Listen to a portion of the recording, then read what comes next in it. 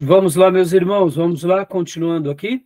Nosso primeiro dia de aula de História Eclesiástica 1, é o nosso segundo bloco. Nossas aulas estão sendo gravadas. Estamos aqui tratando desse assunto tão relevante que é a história eclesiástica. Como falávamos aqui no intervalo, irmãos, o livro O Cristianismo através dos Séculos, ele apresenta essa obra dividindo em 3 blocos. Olha só, cada historiador vai ter uma forma peculiar de fazer os cortes, né? Como, por exemplo, eu mencionei para vocês há pouco, o Justo Gonzalez, ele segue praticamente uma forma temática, mas ele une o tema a um período também do século. Nas edições antigas dele, ele vinha como a Era dos Mártires, a Era dos Gigantes, a Era das Trevas, a Era dos Altos Ideais e a Era dos Sonhos Frustrados. Nessa nova edição que eles fizeram, eles dividiram essas 10 obras, pegando os 5 primeiros volumes e fazendo uma obra, e pegando os outros 5 volumes e fazendo outra obra. Cada historiador tem uma maneira peculiar de registrar a história. Eu gostei muito do Justo Gonzalez, porque ele traz como a Era dos. Isso identifica um período da história. Mas já o Carnes, ele vai trabalhar de uma outra forma. Ele trabalha de uma forma cronológica. Olha só como ele faz. Ele coloca o primeiro bloco como a história da Igreja Antiga, que é dos anos 5 a.C. até o 590 depois de Cristo. Ano 590 depois de Cristo. Depois ele vem com o segundo bloco, história da Igreja Medieval, que é o ano 590 depois de Cristo, até 1517 depois de Cristo. E depois ele vem, por último, com uma história da Igreja Moderna, que é do ano 517 depois de Cristo até os dias atuais. Nós estaremos seguindo na nossa grade século a século, mas na realidade a gente vai fazer praticamente o que está aqui no Cristianismo através do século, porque História Eclesiástica 1 a gente vai entrar literalmente na história da Igreja Antiga, e depois a gente vai entrar em História Eclesiástica 2, na história medieval. E a gente só vai entrar um pouquinho ali no período da Reforma. E História Eclesiástica 3, como eu mencionei no primeiro bloco, a gente vai só ter para a turma do bacharel. Inclusive, eu esqueci de dizer, irmãos, que em História Eclesiástica 2, nós damos um trabalho para vocês, que é o trabalho da história dos batistas nacionais. Sabendo que o nosso seminário, ele nasce da história nossa, que é a história batista nacional, que é toda a minha formação como teólogo, então nós damos um trabalho também em História Eclesiástica 2, mostrando também qual é a nossa história do Batista Nacional, porque nem todos os irmãos farão o curso bacharel. Então é muito importante mostrar qual é a nossa origem, qual é a nossa história, e eu faço questão de dar esse trabalho para vocês em História Eclesiástica 2, tá bom? Então vamos lá, meus irmãos. Deixa eu fazer um comentário aqui, que eu estava, certa ocasião, também acompanhando uma aula de historiadores, e eu, como leigo do assunto e estudioso do assunto, fiquei impressionado que havia um debate entre os historiadores sobre bons historiadores e maus historiadores. E ali havia esse debate entre eles, dizendo que a história, geralmente, quando se pega bons historiadores, eles trabalham como se eles fossem repórteres fidedignos dos fatos. Então, mesmo que eles sejam de uma certa nação, de um certo povo, eles não são tendenciosos.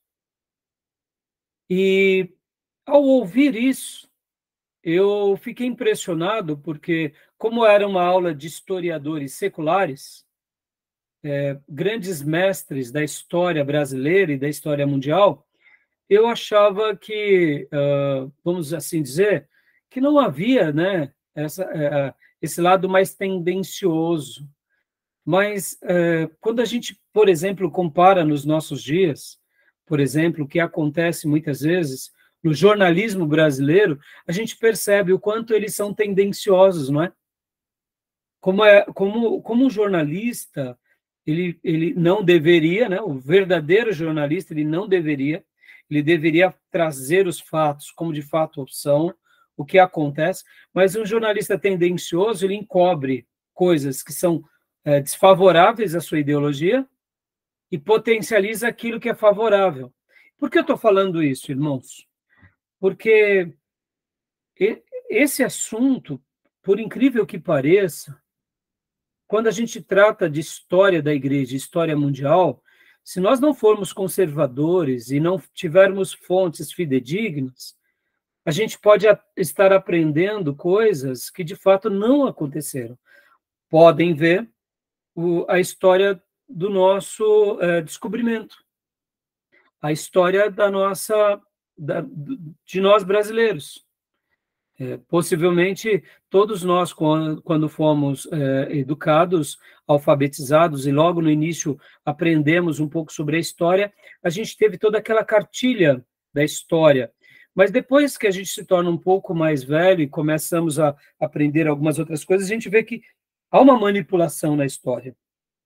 Ou seja, há uma certa tendência e há um certo favorecimento. Isso é muito perigoso, viu, irmãos? Então, tomem cuidado com qualquer fonte que vocês forem estudar, que tentam manipular os dados, né? Só para vocês terem uma ideia, para deixar uma ilustração bem viva aqui para vocês. A história dos vencedores, né? Como? A história dos vencedores. Né? Obrigado, Júnior. Exatamente. A história geralmente a história ela é contada como a história dos vencedores. Lembra em Ética que nós fizemos até uma colocação sobre isso na guerra, Júnior? Que nós, né, lemos, inclusive, vale até a pena citar agora, deixa eu até abrir aqui rapidamente, irmãos, quando falamos sobre a guerra, página 262, em que ali a gente mencionou sobre isso. Quer ver? Olha só, essa frase é muito legal.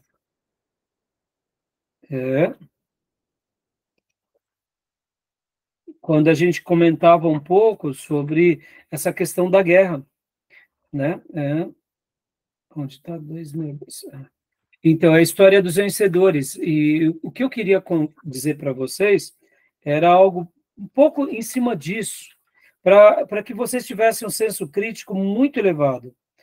Aqui, ó. Eu até anotei aqui. Frases. Onde está?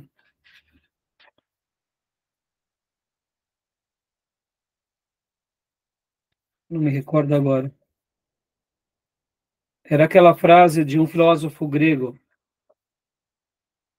Lembram que nós comentamos semana passada? Eu vou achar e já leio para vocês, para não ficar perdendo muito tempo. Porque, na realidade, o que eu queria dizer é o seguinte, irmãos. Vocês já ouviram falar sobre o narco-estado mexicano, né? E aquelas grandes facções criminosas de traficantes que aconteceram no México, principalmente ali por volta dos anos 80, anos 90. Vocês conhecem um pouco a história mexicana ou não? Sinaloa, os grupos que atuavam de narcotraficantes. Sim. Meio dos filmes. Poucos filmes, né? É o Chapo. É o Chapo. É o Chapo. Isso aí. A maioria desses filmes, é claro, tem a ficção, tem tudo isso, mas tem também o lado... Opa, está dando uma certa microfonia. Não sei com quem que é. Mas tem o lado também fidedigno, que é um pouco da história. Tem a ficção, mas tem um lado... O que eu quero dizer, irmãos, dentro de uma dessas ficções, que foi baseada em fatos reais também, um desses grupos traficantes, na década de 90, principalmente ali finalzinho dos anos 80, para o início dos anos 90, o que eles fizeram? Como eles eram já muito poderosos, esses traficantes, eles tiveram uma ideia do quê? De tentar apagar a história dos narcotraficantes mexicanos, destruindo o quê? Todos os acervos históricos e jornalísticos que mostravam fotos, acontecimentos, mortes e tragédias. E na história mexicana tem alguns episódios assim. Por que eu estou falando isso? Eu queria parafrasear, Júnior, com o que você acabou de dizer, a história dos vencedores. Quando você remonta uma história dos vencedores e continua contando elas, você elimina a verdadeira história. E eliminando a verdadeira história, a gente acaba sendo tendencioso. Isso é muito perigoso. Essa não é a nossa proposta. A proposta de conhecer a história é aprender com historiadores evangélicos fidedignos, que conte a história vencendo, mas também conte a história como fato. Para quê? Para que a gente possa realmente aprender como aconteceu. E por que eu estou falando tudo isso, irmãos? Onde eu queria chegar com esse argumento? Eu queria chegar em algumas palavras, que são as palavras do Martyn Lloyd-Jones, naquele livro Pregação e Pregadores. O nosso querido pastor Martyn Lloyd-Jones, ele comenta uma coisa que é muito interessante, que é, quando nós, como seminaristas e pastores e pregadores, conhecemos a nossa história, nós não erraremos como alguns erraram. Por exemplo, deixa eu pegar um exemplo bem típico agora. Vocês estão acompanhando o desgaste que alguns pastores de renome estão tendo, porque se enveredaram para a área da política, não é isso? Não está sendo uma coisa vexatória ver pastores humilhando jornalistas, sendo indecorosos, ver pastores praticamente desequilibrados, perdendo o tino pastoral por envolvimento político? Estão acompanhando um pouco esse momento Sem agora? Compostura. Hã? Sem compostura nenhuma. Ou seja, pastores que outrora, dias atrás, fizeram, entre aspas, um certo trabalho para a política, mas agora estão destruindo com as próprias mãos. Mas por quê? Porque eles se envolveram em algumas áreas em que não seria o melhor caminho. Não estou dizendo que o pastor tem que ser apolítico, mas quando você se envolve numa área pela qual você não foi chamado por Deus, você acaba perdendo, ou como Tomé pregou lindamente numa das últimas mensagens dele, o sal perde o seu sabor e não serve para nada senão ser lançado fora e ser pisado pelos homens. E eu aprendi com o Tomé lá na igreja, quando ele pregou sobre isso, que os judeus, lá nos dias do templo, quando passavam por aqueles períodos muito frios, em que ali as partes do templo praticamente começavam a congelar, eles jogavam saus. Para quê? Para que o gelo derretesse, para que as pessoas não escorregassem. Então, quando o Senhor fala que o sal que perde o sabor, ele só tinha essa utilidade, que era ser pisado.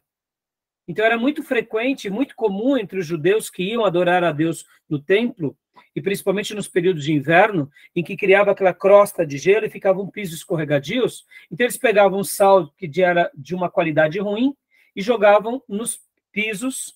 Para quê? Para que as pessoas, ao passarem por ali, elas não tivessem, corressem o risco de se escorregarem.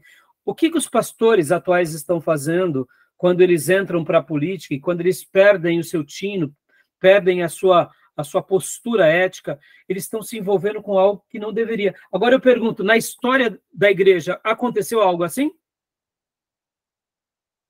Os pastores se envolveram com a política? Os pastores usaram da política? E o que aconteceu nesse envolvimento? Não surge, por exemplo, a Igreja Católica Apostólica Romana, que é uma igreja ao mesmo tempo religiosa, mas com viés político? Estão entendendo como a história vai se repetindo, meus irmãos? Ou seja, enquanto um pastor, num primeiro momento, parece que está ajudando certo partido, certa corrente, as pessoas não reclamam, mas percebam, é muito perigoso. É por isso que a gente tem que conhecer a história, para que a gente não caia nos mesmos erros. Tá bom, meus irmãos? Fica aqui a dica do Martyn Lloyd-Jones. Eu aprendi isso do sal com o Tomé, né, Tomé? No dia que ele pregou, fiquei muito feliz. Eu já sabia de muitas coisas do sal, mas não conhecia esse detalhe. Então, agora, irmãos, a gente vai entrar um pouco aqui. Mandei a frase aí do filósofo. Hã? Mandei a frase do filósofo grego aí. Não sei se mandou aonde? No grupo? É. Opa, joia, Júnior. Ah, isso, obrigado. Obrigado. Pode ler para nós, Júnior. Eu não estou fora dela aqui, eu mandei, mas não estou. Tá. A guerra, então vou ler para vocês. A guerra é a mãe e rainha de todas as coisas. Alguns transforma em deuses, outros em homens. De alguns faz escravos, de outros homens livres. É atribuída ao filósofo grego Heráclito de Éfeso. Obrigado, viu, Júnior? Obrigado. Tá bom? Então, né, mas é isso aí, né? Então a gente sabe o quanto a gente precisa tomar cuidado. Então vamos agora, irmãos, para o slide aqui. Eu vou abrir um slide do professor Maurício sobre o assunto da Igreja de Jerusalém e a gente vai trabalhar um pouco agora em cima desse material, tá bom? Beleza? Tudo bem? Então, por gentileza, Júnior, pode estar lendo para nós, por favor, né? A Igreja de Jerusalém. A gente vai começar a trabalhar agora, como eu disse, o nosso módulo vai ser baseado no material do Justo Gonzalez. A gente vai ir século a século, vamos indo de forma gradativa, tá bom? Pode ler para nós, Júnior, por gentileza? Não está aparecendo ainda Ainda não? o. Opa. E agora? Para mim não apareceu, não. Só a Igreja de Jerusalém, tá? Ah, tá. Mas já apareceu a Igreja de Jerusalém, né? Sim. Olha. Maurício Abreu de Carvalho. Surgimento da Igreja. Surgimento da Igreja. Eternidade com Deus. Carral. Assembleia do Povo Judeu. Reuniões solenes. Eclesia, Assembleia, nome dado ao agrupamento de cidadãos gregos. Atos 2, surgimento da igreja no tempo e no espaço. O professor Maurício, ao tratar desse assunto, ele coloca aqui esse dado, né? Quando surge a igreja, irmãos? A igreja, a gente está estudando o quê? História eclesiástica. E qual é o surgimento dela? Na realidade, ela nasce aonde? No coração de Deus, em algum momento na história. Ela nasce, em primeiro lugar, no coração de Deus, ou seja, na eternidade. Mas ela nasce aqui na história. Que história? Isso, na nossa história. E qual dos dois momentos ela nasce na história humana? O que vocês acham? Teve a citação de Jesus pela primeira vez em Mateus 16. As portas do inferno não prevalecerão contra a minha igreja. Né? E como está descrito aí no slide em Atos, né? Que realmente a igreja toma o seu corpo, né? E ali temos um cenário do que é realmente uma igreja em movimento. Joia, muito bom. Então, aí, ao estudar a história da igreja, a gente não pode perder de vista que o projeto igreja é um projeto que sempre existiu no coração de Deus desde a eternidade. E que aqui, quando o slide traz a expressão Kaal, que seria aquela assembleia solene dos judeus, ou seja, quando o próprio Israel se reunia, desde quando Deus separa Abraão em diante, principalmente depois que eles entram em Canaã com Josué, todos os ajuntamentos onde o povo se reunia, ali já era um projeto igreja. Né? E aí o nome, de fato, eclesia, nasce ali com a ideia grega, tanto é que eclesia é uma palavra grega que também seria ajuntamento de pessoas para os debates políticos. No entanto, no Novo Testamento, ela recebe uma conotação diferenciada, é o ajuntamento do povo de Deus quando vai adorar a Deus e quando vai ser instruído por Deus por meio dos seus líderes. O templo E também. aí, hã? No templo também, né? Sim, no templo. Por isso que o Carral aqui é todo esse período de ajuntamento, Júnior, em todas as festas, em todos os momentos em que o povo se ajuntava para adorar a Deus e buscar a face de Deus, já era o projeto igreja, né? Eu acho que, no meu entender, a questão do templo, o tabernáculo, a igreja, propriamente dita, são fases da igreja, porque é um momento pedagógico, porque Deus está ensinando. Mas a igreja, ela nasce antes com o povo, né? No coração de Deus, para a vida integral, e não para a vida apenas litúrgica. Porque a vida litúrgica apenas é Deus pedagogicamente ensinando, eu acho. Sim, só que tem também aqui, Júnior, a gente não pode, por exemplo, vou dar um exemplo aqui, né? Por exemplo, a gente não pode esquecer, deixa eu abrir aqui só um segundo, estou tentando mudar aqui a tela, aqui, pronto. Esse lado do espiritual, ele sempre coaduna com uma prática, né? Como você disse, sim, o povo judeu, quando ele aprende a espiritualidade íntima e coletiva, é personificado em algum momento do seu ajuntamento. Começando com Abraão, Abraão já começa o projeto igreja. Pode ver que Gálatas vai falar o quê? Que o evangelho foi pregado a quem? A Abraão. Então, Abraão é o protótipo daquilo que Deus iria fazer no mundo a partir dele. Como indivíduo, como família, como comunidade e como sociedade. Pode ver que os desdobramentos vai ampliando, né? Quando o povo de Abraão cresce, que vai para o Egito, e depois sai do Egito e volta para Canaã, ali podem ver que Deus dá o quê? O tabernáculo. O tabernáculo era o ato litúrgico dessa fé interior. Concorda? Pode ver. Uma pessoa que temia Deus, começando com o próprio Moisés, que recebe a revelação do tabernáculo, vive diante de Deus, mas ele pratica na comunidade por meio do tabernáculo. O lado pessoal sempre coaduna com o lado coletivo. O lado coletivo tem um lado pessoal. Nunca é uma individualidade sozinha. Tanto é que o tabernáculo ele é móvel para mostrar essa atuação de Deus que acontece segundo a vontade de Deus. Depois vem o templo, como lugar físico. Depois que nós entendemos que Israel deixa de ser uma cidade-estado e passa a ser agora uma nação. E ali Deus já tem um outro projeto, que com essa nação, agora aquele projeto que tinha começado com Moisés, que era fazer deles sacerdotes em toda a terra, agora Deus pega então com o templo e fala, ó, a minha glória vai ser derramada em todas as demais nações, e todas as demais nações, quando vierem me adorar, reconhecerão que eu sou Deus. Pode ver que aí entra o projeto templo. Mas em todo esse período, de fato, a gente já vê o quê? Que, como você disse, já era o detalhe da igreja. A igreja já estava ali, nascendo. Não havia o nome igreja, mas havia a essência da igreja. Com o templo, depois que foi destruído, o povo foi para o cativeiro babilônico, por causa do pecado.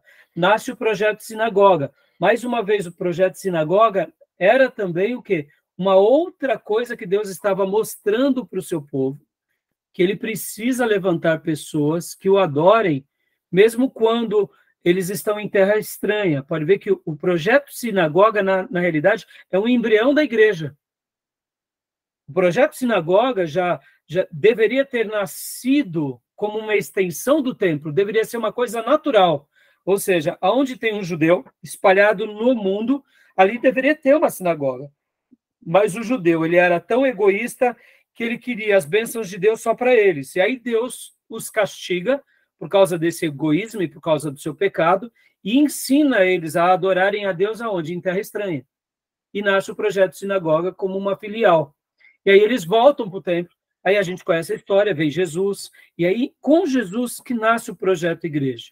Ou seja, esse projeto do reino de Deus. Mas percebam que não é um reino de Deus apenas sobre nós, de forma aonde eu aprendo a adorá-lo e eu e Deus nos bastamos. É eu e Deus e aonde eu me uno a outras pessoas. Por que eu estou dando essa ênfase aqui, irmãos, para todos vocês? Porque hoje pode ver que há um movimento novo que começou antes da pandemia, que era o movimento dos desigrejados.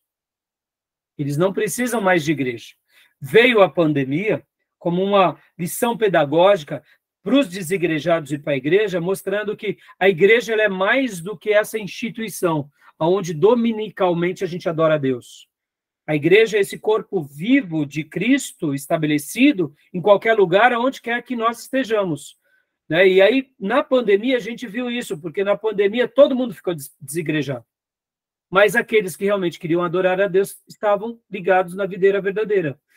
Então, agora, por exemplo, surge um novo movimento de cristãos independentes. Isso também é perigoso, porque aí o que acontece? Não tem uma estrutura, não tem um projeto igreja, né? Não tem as hierarquias. E como nós entendemos que esse projeto novo, ou, né, pode ver que tem até um termo, qual é o nome que eles estão usando para esse termo, irmãos? Style, alguma coisa style, qual que é o nome? Vocês já ouviram?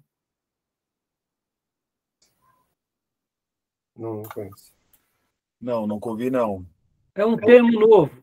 Eles estão usando o seguinte, não precisamos de igreja, não precisamos de pastor. A gente se reúne e a gente se resolve. Isso é muito perigoso, irmãos. Porque é um rebanho que não está tendo autoridade, não está tendo organização, que, ao mesmo tempo, não caminha com irmandade com os outros grupos. Ou seja, é muito perigoso. Não vou questionar sobre salvação, porque é uma coisa muito íntima, mas percebam, o surgimento da igreja é uma coisa muito séria, né? Onde Jesus inaugura e os apóstolos dão start como comunidade agora sob o controle do Espírito Santo. Tá bom? A gente já trabalhou um pouco disso no passado em eclesiologia, em teologia sistemática, a gente vai voltar a trabalhar disso. Mas é importante a gente lembrar desses detalhes com muito cuidado, tá bom? Alguma pergunta, alguma dúvida? O termo que o senhor mencionou, acho que é lifestyle, né? Isso, life style. Isso. Isso é muito perigoso, irmãos. Por que eu digo que é muito perigoso? Porque você fica agora, literalmente, vivendo o seu cristianismo e você não presta conta a ninguém. Ou seja, são famílias que vivem segundo o seu coração, mas não presta conta para ninguém. E quem não presta conta para ninguém, ao mesmo tempo, perde, desfigura aquilo que a Bíblia ensina, que o corpo de Cristo ele é organizado, né? Podem ver, irmãos. E aqui, irmãos, olha, guardem isso, uma igreja é uma igreja estabelecida e organizada, indiferente da quantidade. Pode ver que o projeto de Deus começa com Abraão, ele e Sara, e depois com Isaac. E aí, olha aí, chegamos onde chegamos. Então, essas coisas a gente tem que ter muita consideração, porque tem muitas pessoas aí bem intencionadas fazendo um desserviço, né? Estilo de vida? Isso, é como se fosse assim, o cristianismo é um estilo de vida, não é uma religião. Sabe, irmãos, eu sei que o cristianismo é um estilo de vida, mas o cristianismo não deixa de ser uma religião. Né? É negar a nossa história judaica cristã. Aqui eu também não estou querendo ir para a institucionalização. Percebam, irmãos, que todo grupo emergente que surge, eles tentam reinventar a roda, né? Vai além do estilo de vida, né? Porque quando eu falei do pedagógico aí, eu falei do pedagógico dentro do coletivo. Porque não é só a questão litúrgica de você adorar com o coletivo, mas Deus, através do Espírito Santo, existe uma educação para seguir o evangelho, como o judeu fazia na sinagoga, para todos que crescia a Torá, como quer viver a palavra, chamar. Isso aí, Júnior. Né? Tá bom? Então, continua lendo para nós, Júnior, por favor. Aqui. Aí temos a descida do Espírito Santo, né? Como a gente já viu. Pode ler para nós, por favor, Júnior. Sinais, audição, som como de um vento, visão, facho de fogo, fala línguas estranhas, glossolaia. Teorias sobre as línguas, Stott, milagre da fala, Lloyd Jones, milagre da fala e da audição.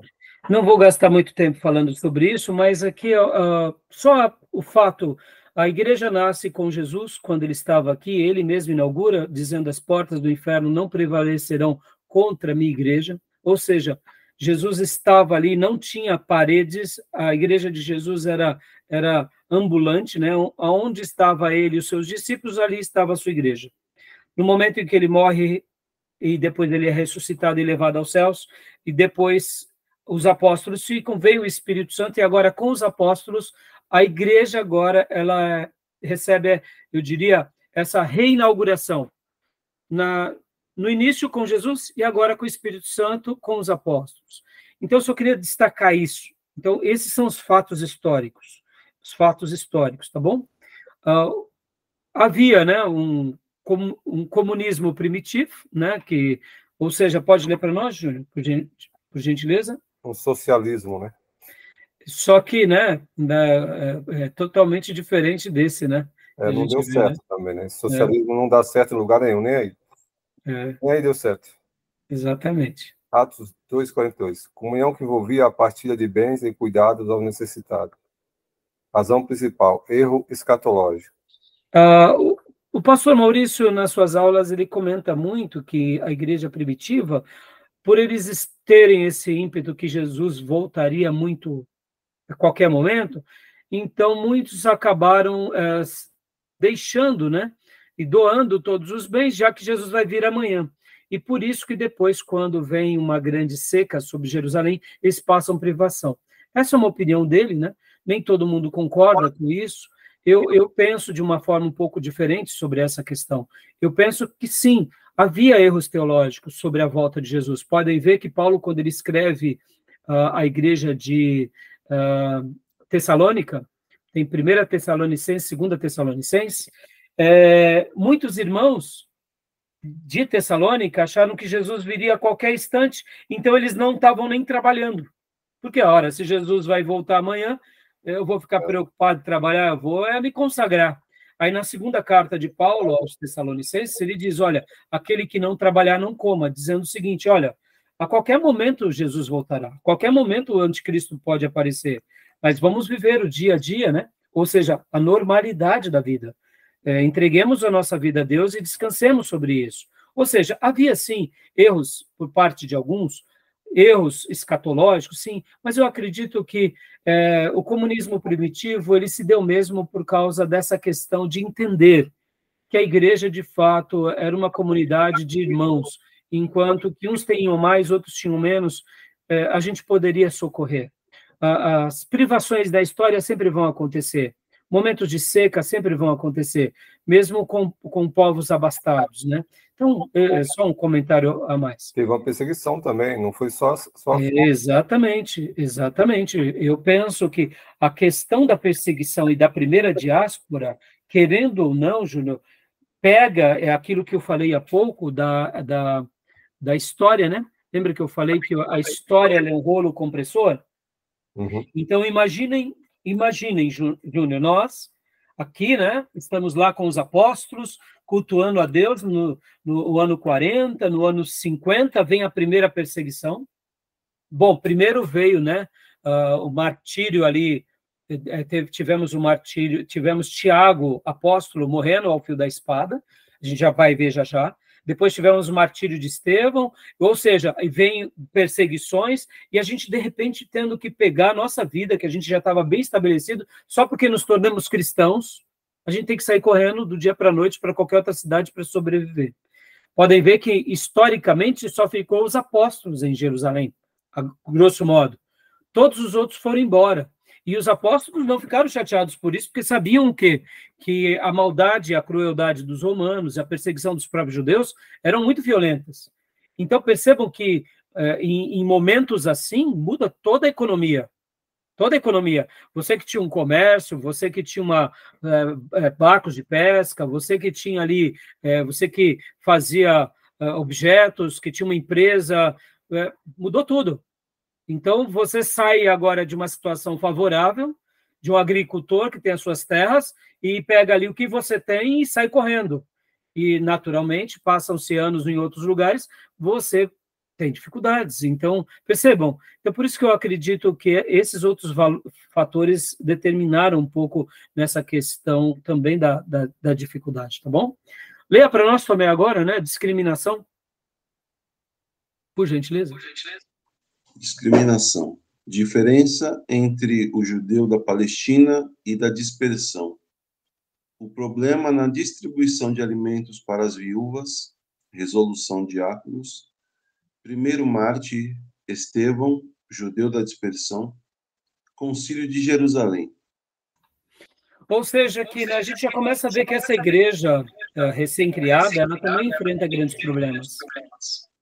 Opa, vou só bloquear aqui o seu áudio também, que está dando microfonia. Aqui a gente vê que os judeus ali, de fato, da Palestina, tinham uma certa dificuldade com os judeus que tinham origem grega, por isso que já surgem ali alguns problemas. Aí onde nasce os diáconos. Vemos que Estevão é parte desses, né, que no caso são judeus convertidos, né, com história grega. E aqui também a gente já tem aquilo que chamamos do primeiro concílio de Jerusalém, em Atos 15, onde nasce, inclusive, aqui o debate dos judaizantes. Judeus convertidos, que queriam acrescentar as doutrinas, colocar nas práticas cristãs o Velho Testamento, a circuncisão, a Páscoa, as festas, os ritos, né, da velha lei, né, sendo que os apóstolos já estavam mostrando que não havia mais essa necessidade, tá bom? Então, leia para nós, continue lendo para nós. Tome o próximo slide, por gentileza. Aí a gente tem aqui a perseguição. Perseguição, prisão dos apóstolos, interrogatório e interdição de Pedro e João pelo Sinédrio, Estevão e perseguição da igreja, morte de Tiago, prisão de Pedro e atos sobre a igreja de Jerusalém. Ou seja, esse é um assunto que, quando lemos Atos dos Apóstolos, a gente se familiariza bastante, como aqueles irmãos que já fizeram conosco aqui, Introdução ao Novo Testamento, 1 e 2, a gente trabalhou bastante sobre essas questões. Mas, assim, alguém tem alguma dúvida sobre esses momentos, esses episódios? Porque, irmãos, agora, como é uma aula de história eclesiástica, ou seja, isso foram fatos da história, essa história recém-inaugurada, agora pelos apóstolos, elas estão ali vivenciando essas experiências, ou seja, apóstolos presos, apóstolos sendo interrogados, o sinédrio em cima deles, o martírio de Estevão, a perseguição da igreja, a morte do apóstolo Tiago. Aqui nós estaremos falando que, inclusive, Tiago aqui, ele é chamado historicamente como Tiago o Maior, né? Tiago o Maior, tem Tiago o Maior e tem Tiago o Menor. Vocês lembram que dos apóstolos haviam 2 Tiagos. Então, quando fala sobre a morte desse Tiago, Tiago, na história da igreja, eles chamam de Tiago o Maior, que é o irmão de João. O outro Tiago era considerado como Tiago o Menor. E esse Tiago também não tem nada a ver com Tiago, irmão de Jesus, tá bom? Tiago, irmão de Jesus, é um terceiro Tiago. Tudo bem? Escreveu a carta lá. É isso, é o escritor da carta, da Epístola aos Tiagos, que durante o ministério de Jesus, olha só que interessante, os próprios irmãos de Jesus se levantavam contra ele. Depois que Jesus morre e ressuscita, os irmãos de Jesus se convertem. Olha que coisa linda. E um deles, os dois, né, no caso, se tornam grandes líderes, e em especial Tiago, irmão consanguíneo de Jesus, ou seja, meio irmão de Jesus, se torna um dos pastores da igreja de Jerusalém. Várias obras vão falar que ele tinha joelhos como de camelo, porque ele orava muito, então ele tinha joelhos calejados. Coisa linda, né, irmãos? E podem ver que a carta de Tiago é uma carta muito pastoral. Então, percebam, e aí vem a prisão de Tiago e vem o hiato sobre a igreja de Jerusalém. Por que um hiato sobre a igreja de Jerusalém, irmãos? O que é um hiato? Um silêncio, né? Falta de informação. Temos uma pausa, né? O escritor mesmo de Atos, que é o próprio Lucas, ele foca agora na igreja de Antioquia da Síria, e da igreja de Antioquia da Síria as grandes evangelizações no mundo. Então, Deus quis abrir esse leque para mostrar agora que uma igreja que era gentia, depois da igreja apostólica, fez essa obra de evangelização no mundo, não porque a igreja de Jerusalém se desviou, mas que ela continuou fazendo a sua obra, tanto quanto a igreja de Antioquia. Mas os olhos de Deus, pela revelação, ficou atentos à obra que foi gerada a partir das viagens missionárias de Paulo. Pastor, mas por que Deus ele não quis dar ênfase, por exemplo, às obras dos outros apóstolos? A gente vai estar estudando aqui, inclusive hoje, se der tempo, um pouquinho de alguns apócrifos, inclusive, que, na realidade, são chamados de apócrifos porque não são livros canônicos mesmo. Mas olha só que interessante. A história da igreja vai mostrar que alguns apóstolos foram para a região da Índia, outros foram para a região da Ásia Menor, outros foram para várias regiões, outros morreram. Então, percebam que Deus quis assim. Mas, Deus... mas aquele primeiro período da igreja, que foi o socialismo lá, eles ficaram concentrados, eles também perderam a visão de expansão, que Jesus falou, ir pregar o evangelho a toda criatura. Isso acontece depois com a perseguição, e quando surge o apóstolo São Paulo. Sim, sim. Eles, na realidade, Júnior, dizer que eles perderam essa visão, eu prefiro não dizer isso, porque, assim, pensa assim, Júnior, pensa assim, eles, num primeiro momento, quando Jesus morreu, a profecia que Jesus tinha dito, que o pastor seria ferido e as ovelhas se dispersariam, eles ficam ali morrendo de medo. Isso é um fato. E a Bíblia registra. Podem ver que a Bíblia registra o medo apostólico, né? Ela registra. Mas que eles perderam a missão do evangelismo, eu creio que não. Sabe por quê, Júnior? Eu creio que eles tinham aquela vocação, e a gente tem que lembrar um detalhe. Eles foram formados na escola de Jesus. Eles eram galileus. Eles não eram treinados como eram treinados a escola do rabinato. Então, na minha leitura, eles se mantiveram ali em Jerusalém, literalmente esperando, sim, os fatos e Deus agindo na história.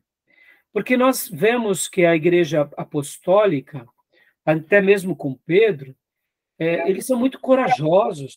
Por exemplo, quando Tiago morre ao fio da espada, alguns vão falar que ele foi transpassado, outros vão falar que ele foi decapitado, mas ele morre por Herodes. Eles não se acovardam.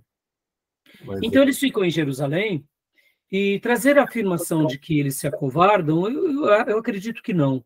Porque depois, quando vem as perseguições, eu quero acreditar que eles entendem que chegou o momento deles irem. Porque o que acontece, né? A gente tem que lembrar que durante 3 anos a 3 anos e meio, a igreja primitiva, os apóstolos, eles eram orientados por Jesus em loco. Jesus falava com eles. Eles aprenderam, e mesmo quando Jesus estava com eles, eles não entendiam ainda algumas lições, e Jesus, vez por outra, dizia, homens de pequena fé, até quando eu estarei com vocês? Aí o que acontece? Jesus promete o Espírito Santo, Jesus fala que morreria, Pedro questiona, a gente conhece bem a história, mas depois eles recebem o Espírito Santo, eles já começam a fazer uma obra linda para Deus, vêm as perseguições, mas eu noto que os apóstolos, na minha leitura, tá, Júnior e irmãos, eles aguardavam essa direção, façam tal coisa, sigam tal instrução.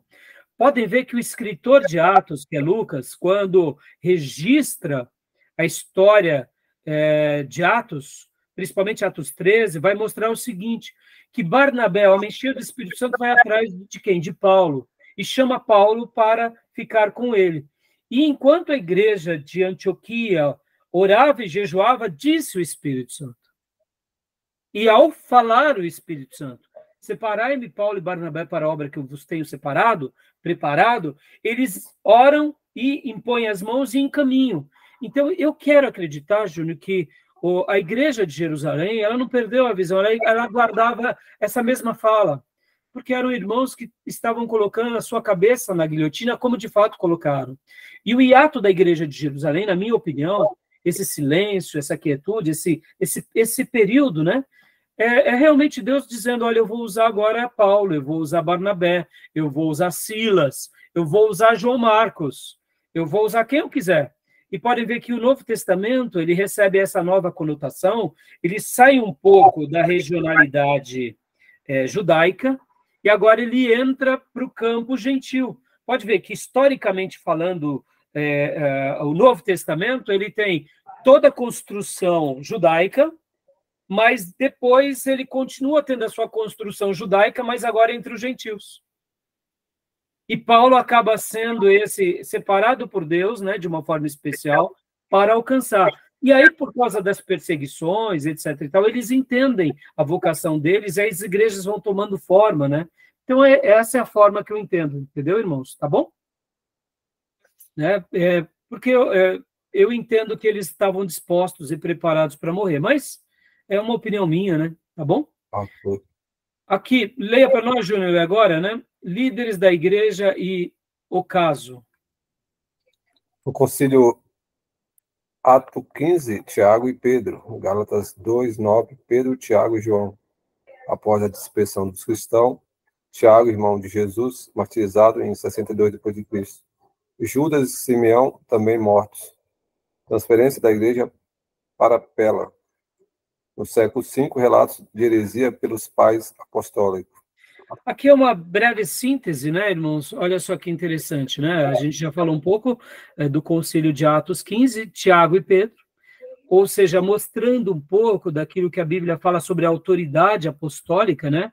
Essa igreja organizada que tinha líderes que eram cabeças, Pedro em primeiro lugar, e Tiago e João dando aquela base para Pedro, ou seja, as colunas da igreja.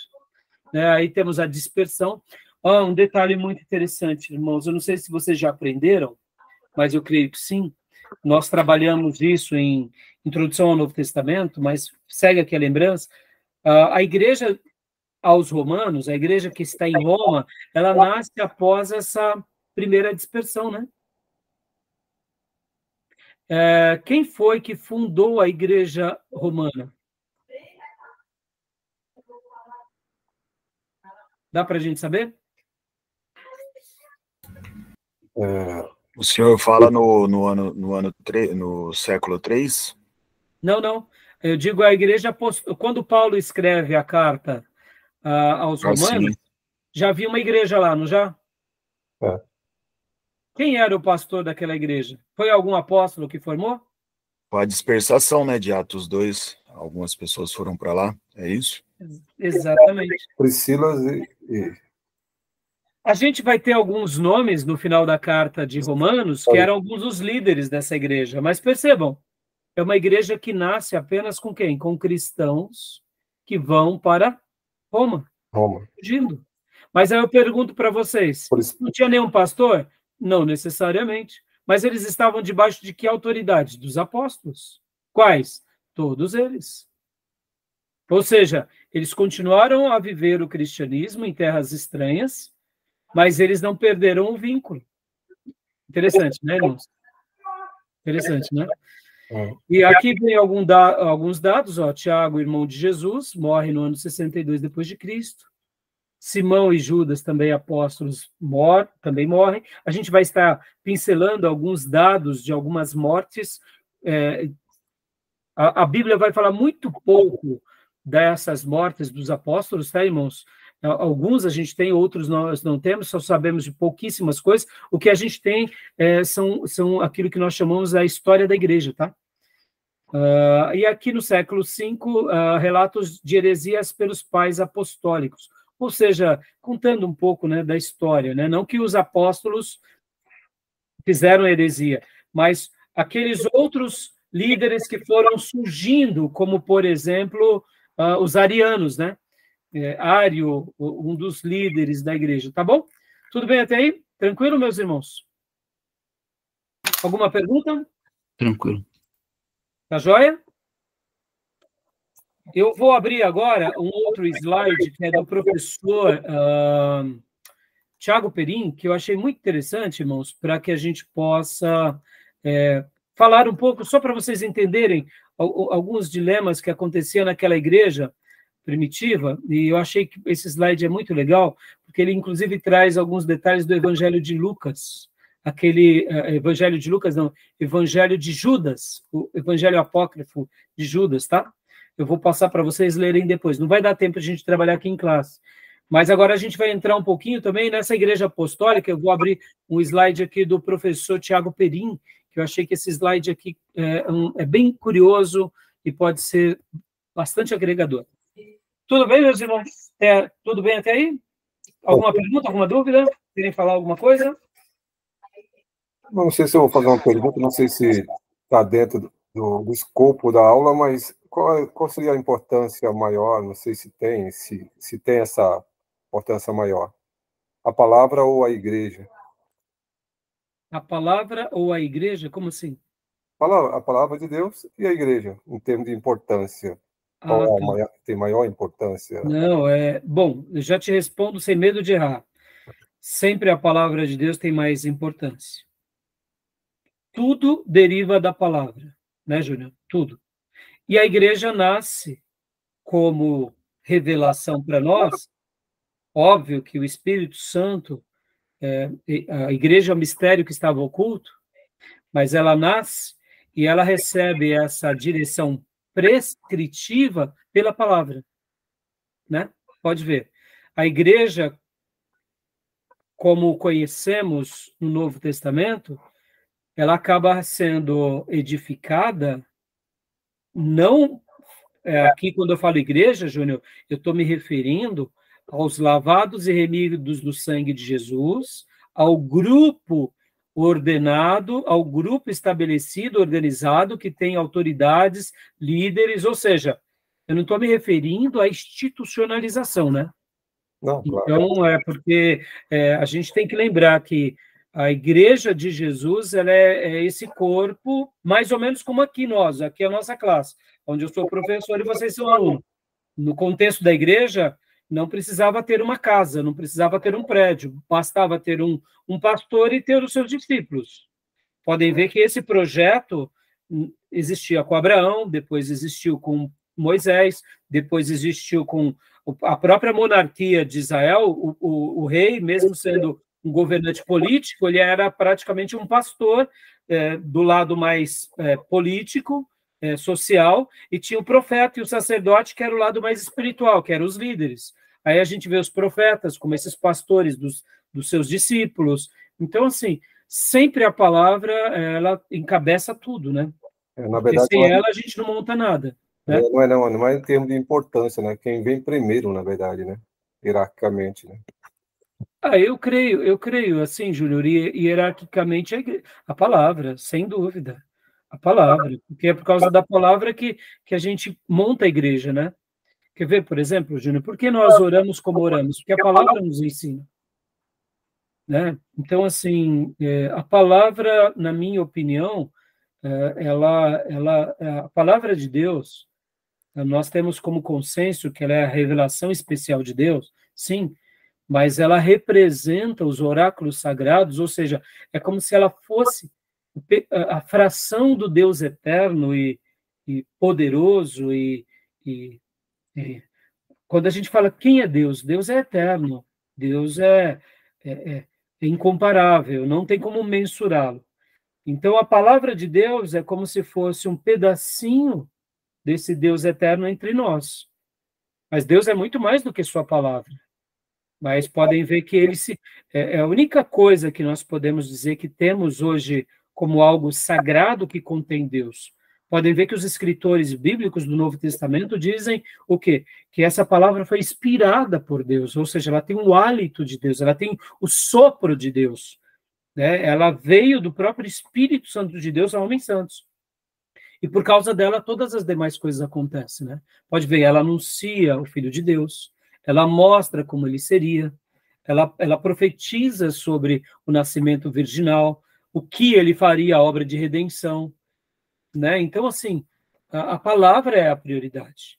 Pode ver que, para a Igreja Católica, a prioridade é a Igreja. É por essa razão que eles dizem, né, que a Bíblia, eles que montaram, mas isso a gente sabe que historicamente não foi.